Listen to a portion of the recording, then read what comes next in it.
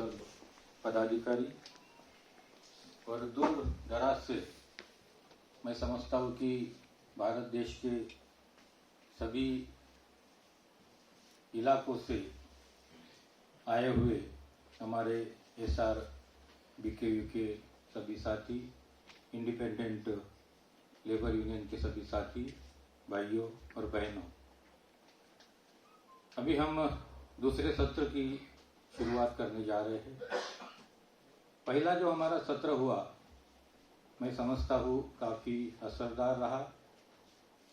जो हमारा एजेंडा था मीटिंग का और हमारे जो कुछ फ्यूचर प्लानिंग है उसके बारे में, तो संगठन बढ़ाते वक्त जो हमें कठिनाइयाँ आ रही है तो उससे बाहर निकलने के लिए हमें क्या करना होगा, आने वाला जो चुनाव हमारे सामने है उस चुनाव में पार्टिसिपेट करने के लिए हमें हमारे संगठन में बदलाव लाने होंगे। इस पर विस्तार से चर्चा हो चुकी है। मैं समझता हूँ कि जो फीडबैक हमारे कार्यकर्ताओं ने, हमारे पदाधिकारियों ने जो यहाँ व्यक्त किए, मैं समझता हूँ बड़े अहम है, क्योंकि यदि हमारे संगठन को हमें यदि आगे ले जाना है, आगे बढ़ाना है, टारगेट लेकर काम करना है, तो हमें सबसे पहले खुद का आत्म परीक्षण, आत्मचिंतन करने की जरूरत है। हम ट्रेड यूनियन में काम करते हैं तो ट्रेड यूनियन को समझकर यदि हम काम की शुरुआत नहीं करते तो हमारी अवस्था ऐसी हो सकती है कि हमको पानी में तैरने के लिए ढकेल दिया और हमें तैरना ही आता नहीं। तो मैं समझता हूँ जिस फील्ड में, जिस मूवमेंट में हम काम करते हैं तो उस मूवमेंट में काम कैसा करना है, क्यों करना है, किस लिए करना है, किसके लिए करना है, मेरी जिम्मेवारी क्या है, मैं किसके लिए आंसरेबल हूं और मैं ये काम क्यों कर रहा हूं, इन सभी प्रश्नों के उत्तर यदि हमारे पदाधिकारी गण, हमारे कार्यकर्ता गण सोचते हैं और सिर्फ सोचने से काम नहीं चलेगा, तो उस पर मंथन करते हैं, उसी प्रकार चलने का यदि ठान लेते हैं, तभी मैं समझता हूँ कि सही मायने में हम ट्रेड यूनियन मूवमेंट में काम कर सकते हैं। तो ट्रेड यूनियन मूवमेंट में हम जब काम करने की हमने ठान ली है तो हमको पहले यह बात समझना होगा कि बाकी ट्रेड यूनियन किस आइडियोलॉजी पे काम करती है, उनका मकसद क्या है, और हम जब बाबा साहब की आइडियोलॉजी लेकर ट्रेड यूनियन मूवमेंट में आए हैं तो हमारा मकसद क्या है, हम किसके लिए काम करते हैं, वो किसके लिए काम करते हैं। तो ये सब आइडियोलॉजिकल बातें समझकर यदि हम हमारी इस मूवमेंट में काम करने के लिए यदि आगे बढ़ते हैं तो जो कठिनाइयां हमारे सामने दिखती है, जो ऑब्स्टकल्स हमारे सामने दिखते हैं, तो उन ऑब्स्टकल्स को पार करके हम हमारा जो ध्येय है, जो गोल है, वो हम अचीव कर सकते हैं। तो यहाँ जो वार्तालाप हुआ उसमें से एक बात तो सामने आई कि जैसा मैंने पूर्व कहा कि हमको पानी में डाला गया लेकिन हमको तैरना ही नहीं आता, तो हमको तैरना सिखाना होगा। हर आदमी तैराक नहीं होता, लेकिन हर आदमी सीखकर तैराक बन सकता है। तो कार्यकर्ता बनाने की जरूरत है।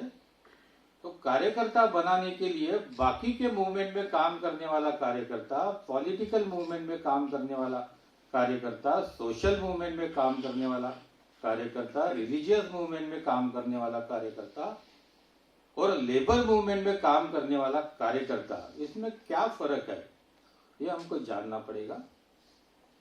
क्योंकि जो लेबर मूवमेंट है उस मूवमेंट में यदि हमको काम करना है तो हमें बहुत कुछ बातें जानने की जरूरत होती है। सिर्फ भाषण से यहाँ काम नहीं चलता, तो यहाँ एक्चुअल काम करने की जरूरत होती है। और जब हम एक्चुअल काम करने के लिए जब फील्ड में आते हैं तो हमको बहुत सारी बातें जानने की जरूरत होती है। हमको इस देश की जो समाज व्यवस्था है उसकी भी हमें जानकारी चाहिए। जो लेबर कानून बाबा साहब ने बनाए, लेबर कानून हमें बार बार पढ़ना चाहिए, समझना चाहिए। जो लेबर के लिए जो वेलफेयर, जो फैसिलिटीज इस देश में हमें मिलती है उसको हमें उससे जानना पड़ेगा। और जिस ऑर्गेनाइजेशन में हम काम करते हैं, जैसा हम रेलवे में काम कर रहे हैं, तो रेलवे में काम करने वाले हमारे भाइयों की क्या समस्याएं हैं और उस समस्याओं से निजात पाने के लिए क्या हल हमारे पास में हो सकता है, तो यही सब बातें हमें जानने की जरूरत होती है। संगठन आइडियोलॉजी पे चलती है, संगठन आइडियोलॉजी पे चलती है, विचारों पे संगठन चलती है। कामगार संगठन विचारों पे चलने वाला संगठन होता है। तो हम जब अम्बेडकराइट विचारों पे काम करने वाले संगठन में हम जब काम करते हैं तो हमको अम्बेडकराइट आइडियोलॉजी समझना होगा। और अम्बेडकराइट आइडियोलॉजी समझने के बाद जो गोल बाबा साहब ने हमारे सामने रखा, बाबा साहब क्या बोलते हैं कि समता, स्वतंत्रता, बंधुत्व और न्याय इस देश के कामगारों को मिलाकर देना, यह लेबर मूवमेंट का एम होना चाहिए। तो बहुत बड़ा कैनवास बाबा साहब ने हमारे सामने रखा। तो ये जो गोल हमारे सामने है, तो इस गोल को अचीव करने के लिए हमको क्या क्या बातें सीखनी होगी, कैसा हमें उसमें ढालना पड़ेगा, किस ढंग से हमें इस मूवमेंट में काम करने के लिए खुद को तैयार करना पड़ेगा, इस बात पर हमें गौर से ध्यान देने की जरूरत है। बाबा साहब ने जो संदेश हमें दिया, बाबा साहब क्या बोलते हैं, एजुकेट, एजिटेट, ऑर्गेनाइज। ये तीन ही बातें बाबा साहब ने नहीं बोला, उसके आगे दो बातें भी बाबा साहब ने बोली है। Educate, agitate, organise, have a faith in yourself and don't lose patience. Movement में जब हम काम करते हैं तो हम पेशेंस लूज करके काम नहीं कर सकते। खुद पे विश्वास रखकर ही काम कर सकते हैं कि मैं जो काम कर रहा हूं इट्स द नोबल वर्क। तो इस बात का गर्व हमें होना चाहिए। तो बाबा साहब का जो स्लोगन है, एजुकेट, एजिटेट, ऑर्गेनाइज, तो हम जब काम करने जाते हैं तो यह सब बातें हमें समझ के आत्मसात करने की जरूरत होती। तो व्हाट इज एजुकेशन? हमको लगता है कि हमने इंजीनियरिंग किया, किसी ने बीए, बीकॉम किया, एमकॉम किया, आई एम एजुकेटेड। जब हम खुद का परिचय किसी से करवाते हैं या किसी को परिचय देते हैं तो हमारी डिग्रियां गिनाते हैं। एजुकेशन का मीनिंग होता है, education means knowledge, intelligence and thinking power.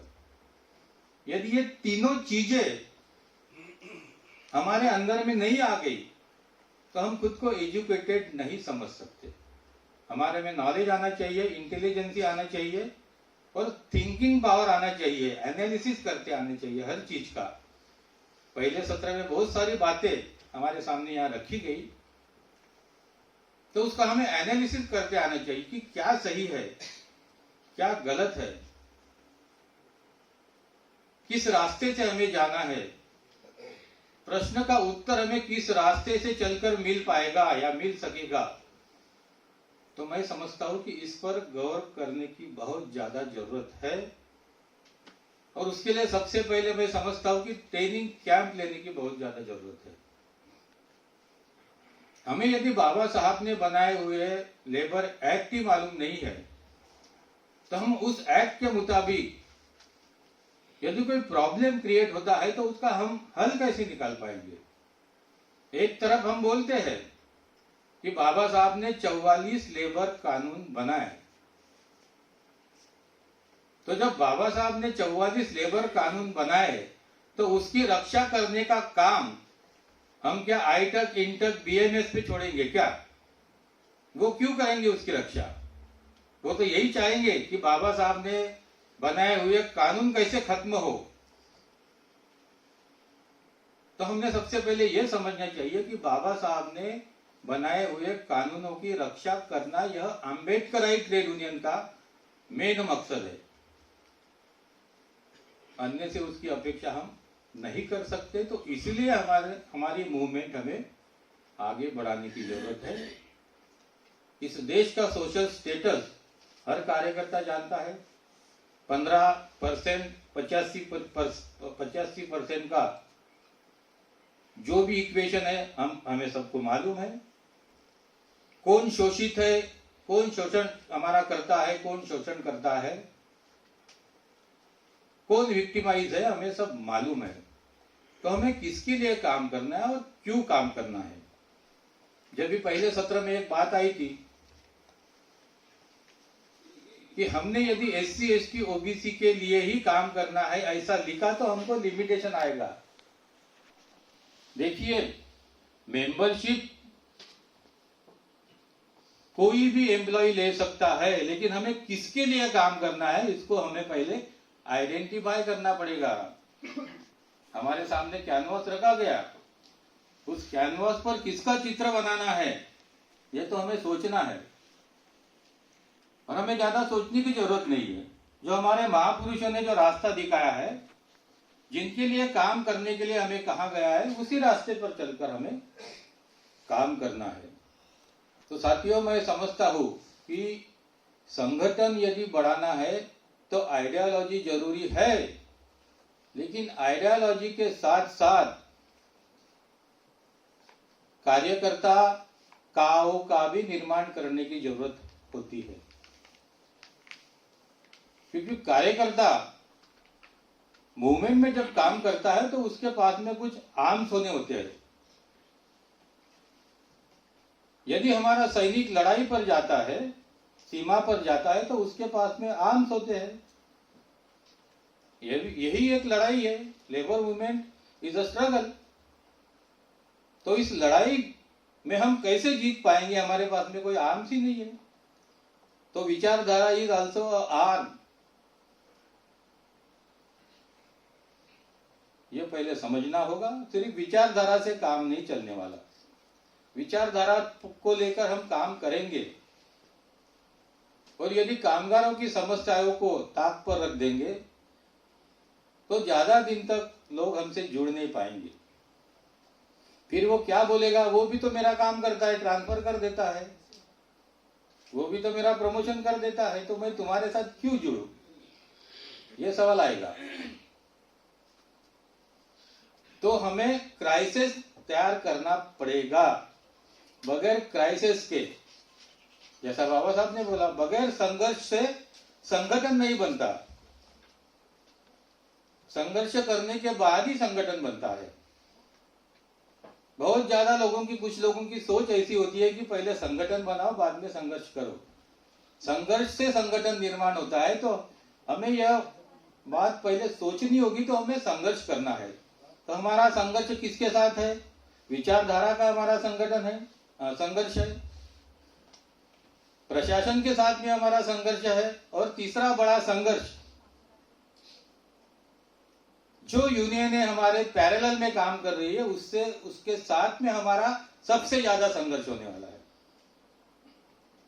क्योंकि अम्बेडकराइट विचारों की ट्रेड यूनियन यदि आगे बढ़ती है तो उसको खत्म करने का प्रोग्राम वे बनाएंगे।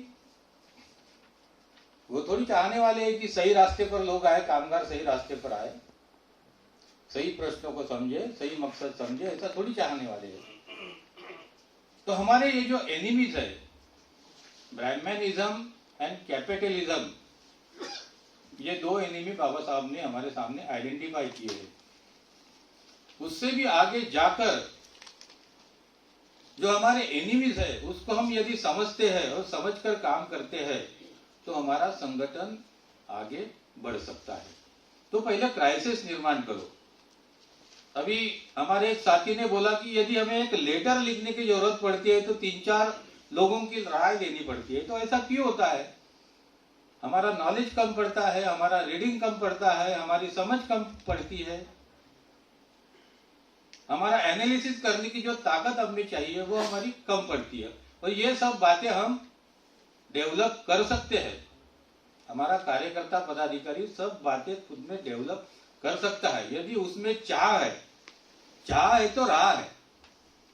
तो मेहनत से, लगन से, शिक्षा से, अनुभव से, चिंतन से इन बातों को यदि हम आत्मसात करते हैं तो हमारा संगठन आगे बढ़ सकता है। तो हमारा करस्पॉन्डेंस होना ही चाहिए। यदि एक आधी हमारी डिवीजन शाखा है और डिवीजन शाखा का यदि इंडस्ट्रियल रिलेशन यदि डीआरएम से आता है तो महीने में कम से कम 5 लेटर तो उसके पास जाना चाहिए। और सभी समस्याएं डीआरएम लेवल की होती है क्या? नहीं होती है। कुछ फाइनेंस की होती है, कुछ टेक्निकल होती है, कुछ टेक्निकल प्रॉब्लम्स होते हैं, कुछ कमर्शियल्स होते हैं। तो उसको हमें आइडेंटिफाई करना पड़ेगा, एनालिसिस उसका करना पड़ेगा और उस प्लेटफॉर्म पर जाकर हमें उसका फॉलोअप लेना पड़ेगा। सिर्फ लेटर लिखकर काम नहीं चलेगा। कभी कभी हमें क्या लगता है कि हमने डीआरएम को लेटर लिख दिया, अभी उसकी जवाबदारी हो गई। डीआरएम को लेटर लिखने के अगले हफ्ते ही हमें उसके पास जाना पड़ेगा, चिट्ठी देना पड़ेगा कि हमने ये लेटर दिया था, क्या हो गया इसका, उसको जवाब देना पड़ेगा। ये ट्रेड यूनियन का राइट है। आप बोलते हो ना कि वेलफेयर एसोसिएशन और ट्रेड यूनियन में क्या फर्क है, उसको जवाब देना है, वो टाल नहीं सकता। क्योंकि एक्ट में बोला गया है, ट्रेड यूनियन एक्ट में भी बोला गया है और अभी जो इंडस्ट्रियल रिलेशन कोड आया है उसमें भी बोला गया है कि कामगारों को संगठित करने के लिए इस देश में एक ही कानून है। कामगारों को संगठित करने के लिए इस देश में एक ही कानून है और वह कानून है ट्रेड यूनियन एक्ट 1926। और आगे चलकर उसमें यह भी लिखा गया है यदि कोई संगठन सोसाइटी एक्ट 1860 में रजिस्टर्ड होता है तो उसको कामगार संगठन नहीं बोला जाएगा। तो यह बातें हमें समझानी पड़ेगी। क्योंकि हम जब लोगों में जाएंगे तो लोग हमको यह सवाल पूछने वाले हैं कि भाई जब वेलफेयर ऑर्गेनाइजेशन है, काम कर रहा है, तो हमारी ट्रेड यूनियन की क्या जरूरत है? ट्रेड यूनियन को कोई कानूनी हक नहीं होता। यदि मैनेजमेंट, यदि प्रशासन हमारे प्रश्न को नहीं समझता, उसको नहीं छुड़ाता, तो हमारा अगला रास्ता क्या होता है? अगला रास्ता हमारा होता है labour court, industrial court, high court, supreme court. और जब हम लेबर कोर्ट, इंडस्ट्रियल कोर्ट में जाते हैं तो हमारा आधार होता है अनफेयर लेबर प्रैक्टिस एक्ट। और unfair labour practice act union को अप्लाई होता है, वेलफेयर एसोसिएशन को नहीं, इंडिविजुअल को भी नहीं। तो यह बातें हमको समझना पड़ेगा और समझाना पड़ेगा। अभी हम दिल्ली में जाते रहते सुप्रीम कोर्ट में, तो जो हमारी SC/ST एसोसिएशन है उसके जो मुखिया है भैरवा जी और अशोक कुमार जी, इनके साथ हमारा वार्तालाप होते रहता। जब पहली बार उनके साथ में मेरी मुलाकात हुई तो मैंने उनसे पहला प्रश्न पूछा कि आप ट्रेड यूनियन में काम क्यों नहीं करते? तो उन्होंने मुझे जवाब दिया, क्यों करें, हमें तो सब फैसिलिटी मिल रही है, हमको चर्चा के लिए बुलाया जाता है, हमको ऑफिस के लिए जगह दी गई है, हम प्रश्नों को लेकर उनके साथ चर्चा करते हैं, तो हम क्यों ट्रेड यूनियन बनाएं? तो मैंने उनसे सवाल किया कि यह कानूनन हक नहीं मिला, यह दया के ऊपर आपका काम चल रहा है। This is not your constitutional right. दया के ऊपर कब तक चलाओगे? और ये ड्यूअल मेंबरशिप का फार्मूला तुम कब तक चलाओगे, अप्लाई करोगे लोगों के ऊपर? क्यों गुमराह कर रहे हो? तो उन्होंने मुझे जवाब दिया कि नहीं, हमारे एसोसिएशन के जो मेंबर होते हैं वह कोई ट्रेड यूनियन के मेंबर नहीं हो सकते। मैं बोला ऐसा कोई कानून है ही नहीं और ऐसा तो मुझे कहीं दिखता नहीं। आपकी एसोसिएशन के ज्यादातर लोग किसी ना किसी यूनियन के मेंबर बनते हैं और आप लोग खुद जब इलेक्शन आता है तो आप खुद डिक्लेयर करते हो कि इसको वोट दो, उसको वोट दो। इसका मतलब आपको अधिकार नहीं है या आपने मान्य कर लिया है। तो इसका वे मुझे जवाब नहीं दे सके। तो साथियों, यह जो डिफरेंस है एसोसिएशन और ट्रेड यूनियन, इसका डिफरेंस हमें लोगों को समझाना पड़ेगा। बाकी ट्रेड यूनियन क्या काम करती है, हमारी ट्रेड यूनियन क्या काम करती है, हमारा क्या मकसद है, हमें क्या अचीव करना है, ये भी बातें लेकर लोगों के सामने जाना पड़ेगा और लोगों के प्रश्न का हल ढूंढना पड़ेगा। मैंने पहले ही कहा कि सिर्फ आइडियोलॉजी के ऊपर में संगठन नहीं चलता। यदि बन भी गया तो कुछ दिन के बाद में स्ट्रगल खत्म हो गया तो वह कोलैप्स हो जाता है। अभी जो पहले सत्र में जो हमारी जो चर्चाएं चली, हमारा जो संवाद हुआ, उसका एक कारण वही है कि जब संघर्ष खत्म होता है तो मूवमेंट स्टॉप हो जाती है। क्योंकि मूवमेंट काय पर चलती है, मूवमेंट डायनेमिज्म पर चलती है। Dynamism is the source of the movement. Static condition आ गई तो मूवमेंट खत्म हो जाती है।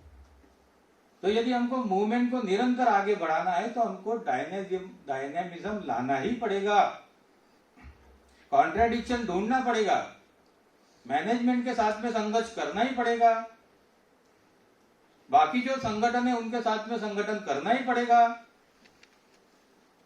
और जब संघर्ष करते करते यदि कठिनाइयां हमारे सामने आती है, हमारे सामने यदि कोई प्रॉब्लम खड़े किए जाते हैं तो उसका भी सामना करना पड़ेगा। हमें इससे डरना नहीं है कि मैं यदि आम्बेडकर ट्रेड यूनियन में काम करता हूं तो मेरा क्या होगा, मेरे प्रमोशन का क्या होगा, मेरे ट्रांसफर का क्या होगा। इस बात के तरफ हमें ध्यान देना नहीं है।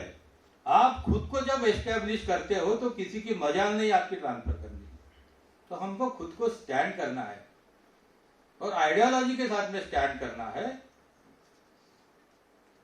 और पूरे लगन के साथ में हमें आगे बढ़ना है। तो मैं समझता हूं कि इस ढंग से यदि हमने काम किया तो संगठन को आगे बढ़ाने में कोई कठिनाइयां आएगी, ऐसा मुझे नहीं लगता। तो साथियों, इस बात के ऊपर हमें काम करना है। हमारे साथियों ने जो बातें यहां रखी, हमारे साथी ने अभी जो गीत यहां पर पेश किया, प्रस्तुत किया, तो इस पर से हमको तो यह बात समझ लेना चाहिए कि हमें जो कुछ भी मिला वो किसके कारण मिला, बाबा साहब ने लिखे हुए संविधान के कारण। हमें एजुकेशन मिला, हमें सर्विसेज मिली, हमें प्रमोशंस मिले, हमें अच्छी पोजीशन मिली, हमें अच्छी फाइनेंशियल कंडीशन मिली।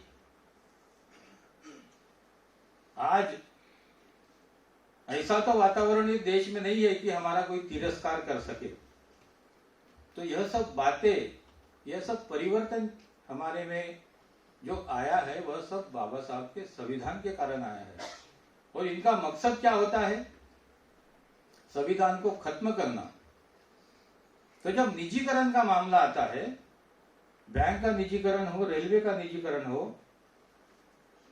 या बिजली उद्योग का निजीकरण हो, डाक का हो, बीएसएनएल का हो, तो बाकी जो संगठन होते हैं उनकी क्या बात होती है कि हमारा निजीकरण को विरोध है। अरे भाई विरोध है, लेकिन क्यों विरोध है, इसका हल उनके पास में नहीं होता। और जब हमसे यह बात पूछी जाती है तो हमने क्या बताना चाहिए, हम निजीकरण का विरोध इसलिए करते हैं कि यह देश संविधान से चलता है और निजीकरण संविधान के खिलाफ है। संविधान में जो स्टेट सोशलिज्म बोला